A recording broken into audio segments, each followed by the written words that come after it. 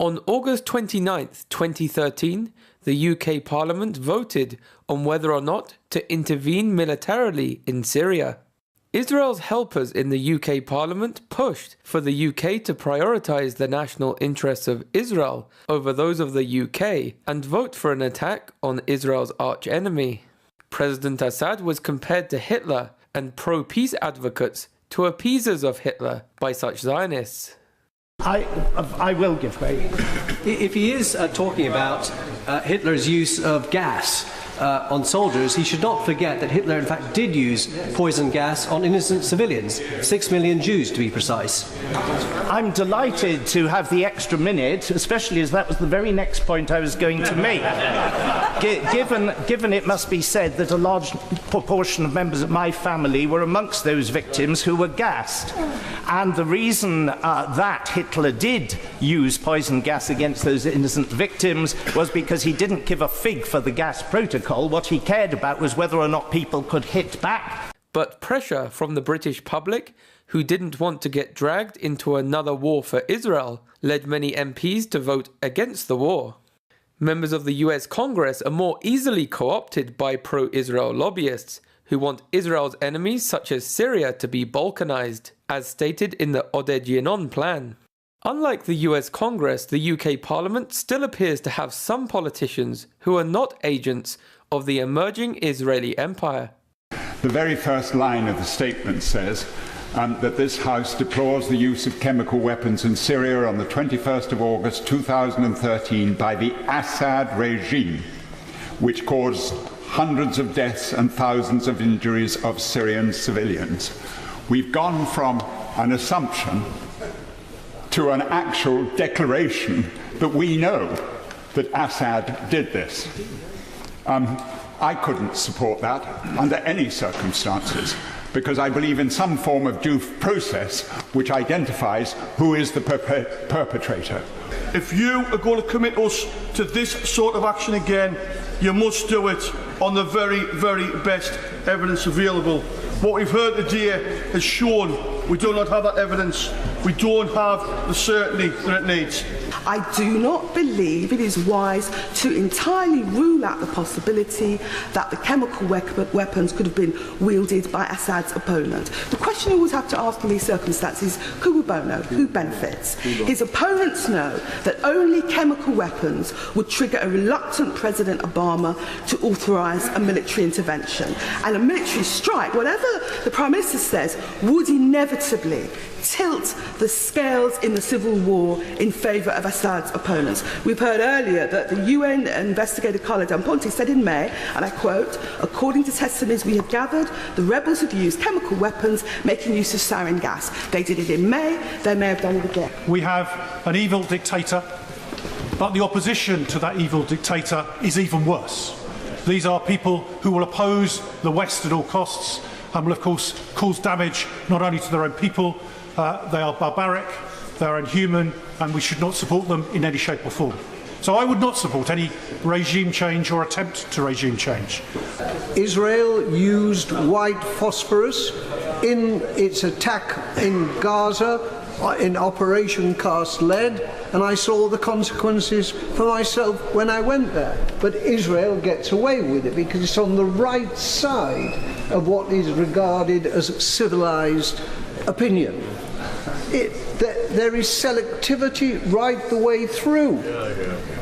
We're told that we're being bundled into this situation because of President Obama. The President Obama who sends a stream of drones over Pakistan, violating its sovereignty and murdering its citizens. My colleagues in my party and myself, we believe that any military action would prolong the conflict and lead to further bloodshed. Or it could have been done by the Syrian rebels with the direct aim of dragging the West into the war. These are the only, no, not for the moment. These are the only people who actually have a clear motive that fits this crime. Now, JIC sort of discounted that, but there are many reasons for us to worry about this concern. We do not want to be conned into a war, in effect, by actions designed just to do that. And there are plenty of facts around, or at least reported facts, reported that the UN representative for human rights for Syria thought there was concrete evidence of rebels having sarin gas. Reports that the Turkish authorities arrested 12 al-Nusra fighters with 2 kilograms of sarin gas. Other reports that Hezbollah fighters are in Beirut hospitals suffering from the effects of sarin gas.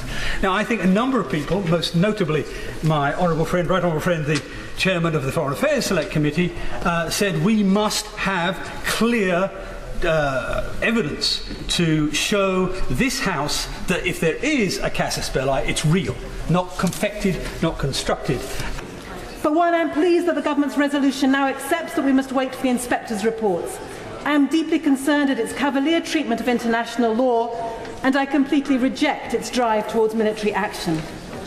On the legal question, both the US and our government are indicating that they are prepared to act against Syria without a UN mandate. For all that the government's motion talks of making every effort to ensure a Security Council resolution, the bottom line appears to be that they're happy to proceed without one. Now, we are told that intervention could be legally justified without a Security Council resolution under the UN's responsibility to protect. But the 2005 UN World Summit outcome document, in which the heads of state unanimously approved the new international norm of the responsibility to protect, subsequently approved by UN Security Council 1674, states very clearly that it is still subject to UN Security Council agreement. But there is no case in international law for this military attack. Neither a UN Security Council resolution authorising it, nor Article 51 of the UN Charter, which permits a right of self-defence, but that clearly doesn't apply to a chemical gas attack in eastern Damascus, which is obviously not an attack on another state. But we have had information before when, in fact, there was poison gas used, and it was told by the Carla Del Ponte, who was the UN Commissioner in Syria, who actually pointed out that it was the rebels had used it. So I just wondered, I really would like whoever is winding up, the Deputy Prime Minister, to say to me, what happens if despite what everyone thinks, what happens if they actually come back and they just discover that it's been the rebels have used the chemical weapons last week, or some general, rogue general? Will the Prime Minister then be saying the things he did about the use of chemical weapons? If it draws you into agreement, but there is a sting in the tail, and the sting in the tail is that it asks us to agree that that unilateral Western military action is legally justified. I do not agree with that statement, and for that reason I'm sorry that I will not be supporting the government motion tonight. And I would at this point refer to yesterday's Guardian, where Hans Blake said that even if Assad used chemical weapons, the West has no mandate to act as a global policeman and by ordering airstrikes against Syria without a UN Security Council mandate. President Obama would therefore be doing the same as Bush in 2003. I will not vote for war. I will never vote for war against Syria. If there is a second vote, I will vote against it, definitely. I do not believe there ever will be a second vote, because I do not believe the parliamentary arithmetic stacks up. And the parliamentary arithmetic doesn't stack up because MPs are doing their job. They are listening to what the public want. And the voice of the public is completely clear. They do not want war. They are scarred by what went on in Iraq. We were lied to in Parliament, and we are not going to go down that route again. I voted against the Iraq war. I will vote against this war. What would it achieve? That's what we've got to ask ourselves. What would it achieve? Why is it any of our business? Has Syria ever been a colony? Has it ever been in our sphere of interest? Has Syria ever posed the single remotest threat to the British people? Our job in this Parliament is to look after our own people, our own economy, is not in a very good shape, nor our social services. Yes, nor our schools and hospitals. It's our job to think about the problems at here. And if I'm told that we're burying our heads in the sand, are there anguished debates in other parliaments all over Europe about whether we should bomb Syria? No. They're getting on with running their own countries, and so should we. Yes, I will give way. Would you agree with me that if we were to punish every appalling regime, because punish is the word that seems to spring to mind, by dropping missiles on them, that missiles will be crisscrossing the skies on a daily basis? Absolutely. And although we've spoken with great moral certitude in this debate, the fact is that our contribution to such an attack on Syria would be infinitesimal. Have we not degraded our own armed forces in the last 3 years, contrary to warnings repeatedly made by myself and others? Do we have an aircraft carrier in the Mediterranean at this point? So, in reality, we would simply be hanging on the coattails of President Obama. He was foolish enough to issue a red line. His credibility is on the line, not the credibility of the British people or ourselves. We don't have to follow him in this foolish gesture. We know that we cannot destroy the chemical stocks of President Assad. We know that we can only degrade them. We know that there is not any significant group actually in Syria which would praise us to any degree, apart from these famous rebels, which we have been supporting over the last 2 years. Who are these rebels? Do we in the West seriously actually want Assad to lose power? Do we want him to be replaced by a regime which includes Sunni jihadists? That is why actually we have over the years been buttressing what has been a stable regime. I will give way in a moment. It's simply not in our national interest to bomb Syria. It would not degrade his chemical stocks. It would actually result in a grave, I think it would actually result in more pressure being placed on minorities in Syria. I give way to my honourable friend. I'm most grateful to my honourable friend, and I'm listening very carefully to what he is saying. I think he's making some very powerful points. I wonder if he's aware of the comments of Sir Andrew Green, who currently is the chairman of Migration Watch, but is also the former very respected ambassador to Damascus, who has said in the last couple of days that if the regime were to fall, that chaos would follow, because the kind jihadists to whom my own friend has made reference, they would take control, and that would be hugely not in the interest of the United Kingdom. Absolutely. We've heard very little about actually what is going on the ground in Syria. How many people who've been speaking with such great moral certainty today have actually visited Syria? I must confess I've only been there once. It seemed to be a pretty, as far as I could see, the minorities were protected. The Christians, 2 million of them, are protected by Assad. What's going to be their fate when Assad falls? What's going to be the fate of the 2 million Alawites? What's going to be the fate of the 22 other minorities? How much do we know in this House about what's actually going on in Syria? Yet we believe that we have the moral right, we who know so little about the complexities of this situation, we believe that we have the moral right to commit execution on people, because that's what we're talking about.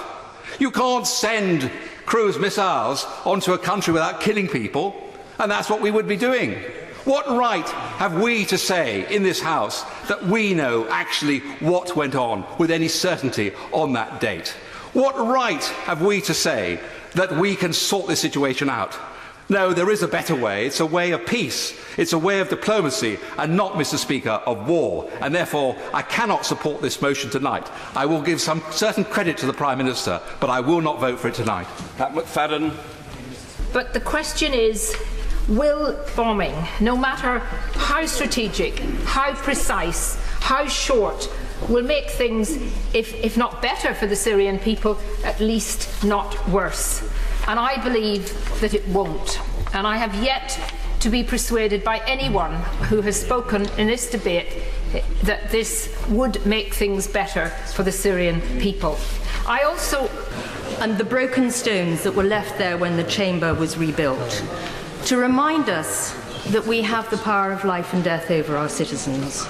And I think the debate today is a prime example of the decisions we all have to make, which could result in life or death not just for our citizens, but for others.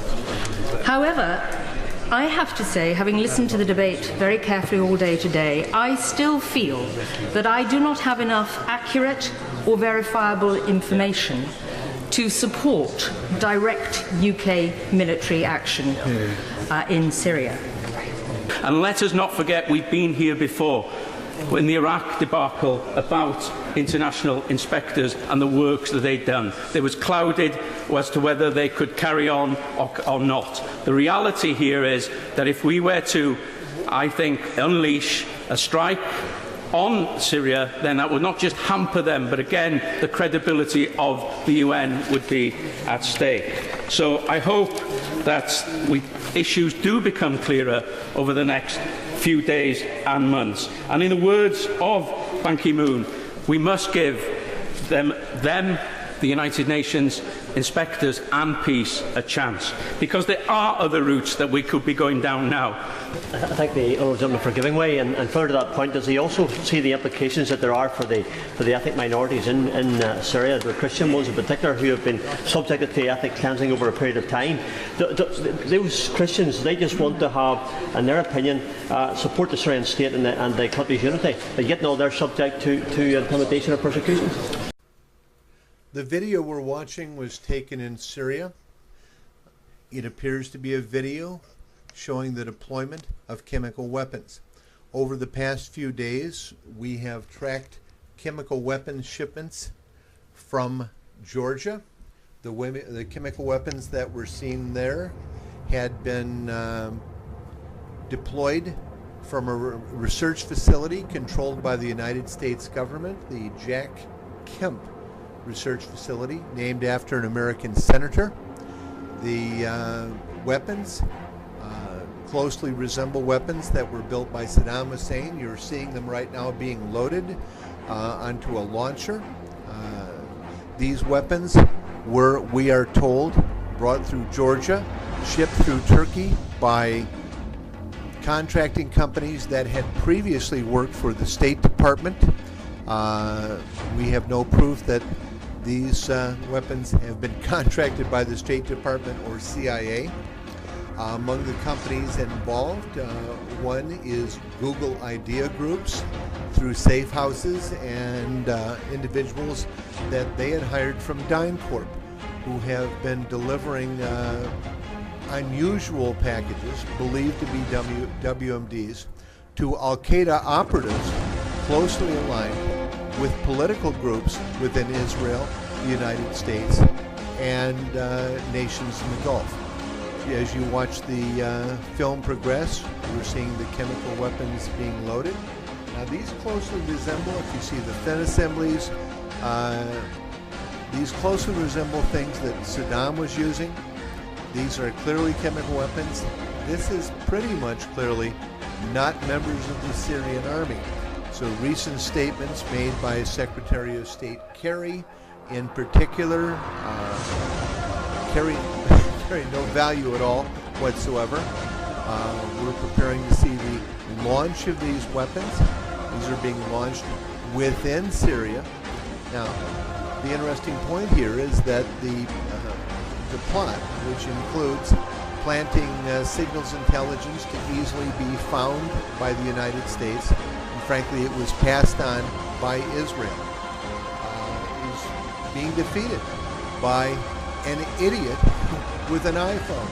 And I believe that we have another idiot running back to see his friend with the iPhone right there saying, look what we've just, there goes another one.